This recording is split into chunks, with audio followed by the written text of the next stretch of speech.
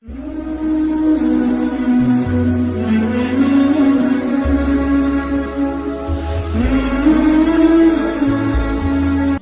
و نصلی علی رسول الکریم فاعوذ باللہ من الشیطان الرجیم بسم اللہ الرحمن الرحیم۔ تو آج کا ٹاپک ہے کہ کن لوگوں کے یہاں کھانا کھانا حرام ہے، جائز نہیں ہے۔ تو اگر کوئی شخص سودی بینک میں جاب کر رہا ہے اور سود ہی سے ریلیٹڈ وہی ڈپارٹ میں ہے تو پھر اس کے جو ارننگ آ رہی ہے وہ حرام ہے، تو اس کے یہاں کھانا کھانا جائز نہیں ہے، حرام ہے۔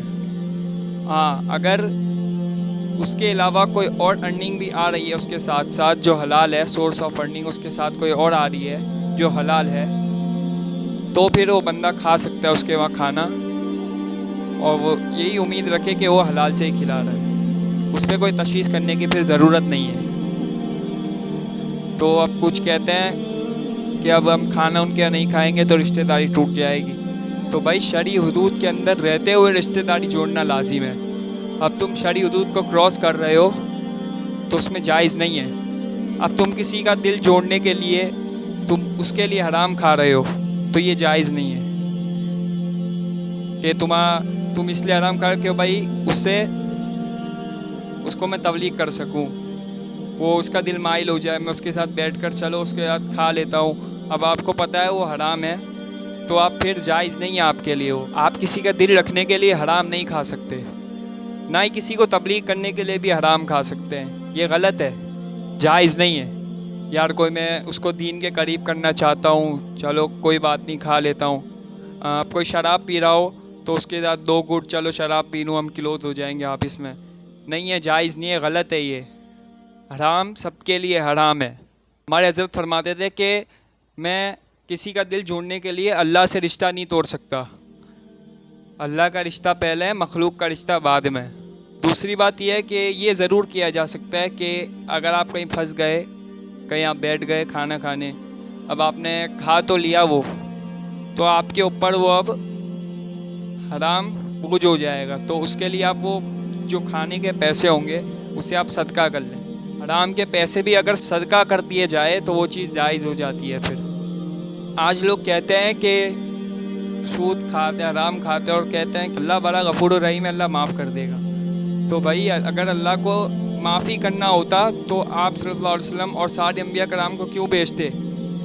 یہ بتانے کے لیے کیوں بھیجتے کہ یہ حرام ہے، نہیں کرو، یہ جائز نہیں ہے تمہارے لیے، یہ حرام ہے، نہیں کرو۔ اور یہ آج جتنے بھی عذابات آئے نا، یہ جتنے بھی عذابات آئے، یہ سیلاب کی شکل میں آئے، یہ سب اللہ کی طرف سے آئے، ہم سب کی وجہ سے آئے۔ جو سود کھاتے ہیں، جھوٹ بولتے ہیں، دھوکہ دیتے ہیں، ہر چیز میں، کاروبار میں، وزن میں کمی بیشی کرتے ہیں ہم، یہ اس وجہ سے سیلاب آیا ہے۔ یہ جو تباہی آئی ہے یہ ہماری وجہ سے آئی ہے، ہم سب کی وجہ سے، جو جھوٹ بولتے ہیں، سود کھاتے ہیں، جھوٹ بولتے ہیں، نماز چھوڑتے ہیں، یہ سب ہم چھوڑیں گے تبھی اللہ کی آفت جائے گی۔ ہر نئی آفت آتی ہے، آپ دیکھ سکتے ہیں، ایک آفت ختم ہوتی ہے دوسری آتی ہے، کیوں؟ یہ ہم سب کی وجہ سے آ رہی ہے، یہ چھوڑیں گے تو آفت ختم ہوگی، جب ہم یہی نہیں چھوڑیں گے تو اللہ تعالیٰ کہاں سے پھر آفت کو ٹالیں گے؟ ہم جتنی مدد کر لیں یہ جب تک ختم نہیں ہونے والی آفت، جب تک ہم یہ سب حرام کام چھوڑیں گے، سود، جھوٹ، اور یہ نمازیں چھوڑتے ہیں ہم، یہ سب سود ہو گیا، جھوٹ ہو گیا، زنا ہو گیا، بڑوں کا احترام نہیں ہو رہا،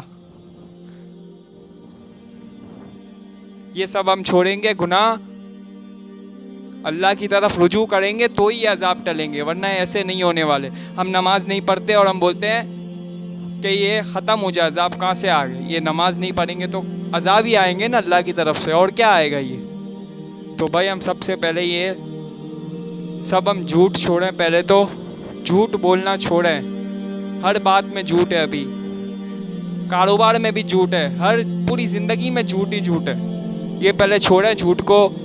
اور یہ جو سود ہے، یہ سود بھی ختم کریں، سود کا نظام ہے یہ ختم کریں، یہ جب چیزیں ختم ہوگی تو حالات ٹھیک ہوں گے، ورنہ حالات کبھی ٹھیک ہونے والے نہیں ہیں۔ ہمارے نبی کریم صلی اللہ علیہ وسلم کا ارشاد ہے کہ اللہ جب ناراض ہوتا ہے، جب جو اللہ نے منع کیے ہوئے کام جو کرتے ہیں ہم، تو اللہ نے یہ سب کام منع کیے ہیں، جھوٹ منع کیا ہے، دھوکہ منع کیا ہے، سود منع کیا ہے، یہ سب ہم کر رہے ہیں، تو اللہ تعالیٰ کی ناراض ہونے کی نشانی یہی ہے. تو ہم یہ سب چھوڑیں گے تو اللہ تعالیٰ کے عذاب خود ہی اللہ تعالیٰ سب صحیح کر دیں گے، حالات صحیح کر دیں گے، ورنہ ٹھیک ہونے والے نہیں ہیں. اللہ نے قرآن میں بھی احکام اس کے بتایا ہے کہ سود حرام ہے. تو بھائی اللہ سے ڈرو، وہ جہنم سے ڈرو جو اللہ نے بنائی ہے، قبر کی آغوش سے ڈرو. اکیلے جانا ہے، وہ تنہا جانا ہے، تنہا ہوں گے، کوئی یار و مددگار نہیں ہوگا، اکیلے ہوں گے، ایسے ہی پڑے ہوئے ہوں گے. تو بھائی ابھی بھی وقت ہے، جو میری بات سن رہا ہے وہ اس کو آگے بھی پہنچانے والا بنے اور اپنی یہ باتوں کو دماغ میں بٹھائیں اور دوسروں کو بتانے والے بنیں. سبحان اللہ بحمدہ، سبحان اللہ العظیم.